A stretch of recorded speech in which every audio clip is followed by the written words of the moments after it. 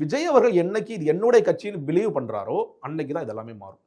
அவர் அதற்கு தன்னுடைய கட்சி என்று அவர் உறுதியாக இதை கையில் எடுப்பதற்கு அவர் தயாராகவே இல்லை. அப்படி இல்லாத ஒருத்தர் எப்படி சார் நாளைக்கு முதலமைச்சர் ஆவாரு?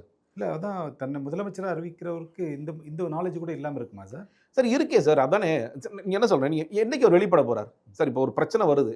நீங்க வந்து இந்த பிரச்சனைக்கு போகணுமா வேண்டாமான்னு விஜய் சுயமாக முடிவு செய்தால் அது வேற. இப்ப நான் போறேன், நான் போய் நிக்கணும்.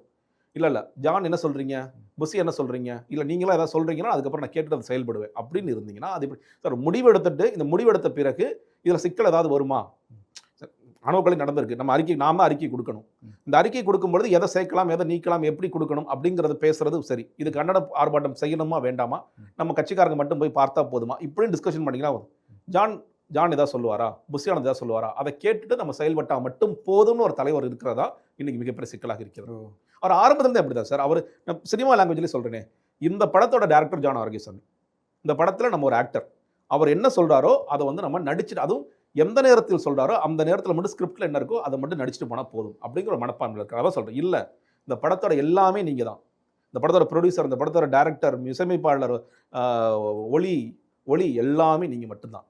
அதையெல்லாம் அவர் உணர்ந்தால்தான், ஓ இது நம்ம கட்சி, இது நம்ம தான் இருக்கிறார். நிச்சயம் உணராம இருக்கிறார் சார்.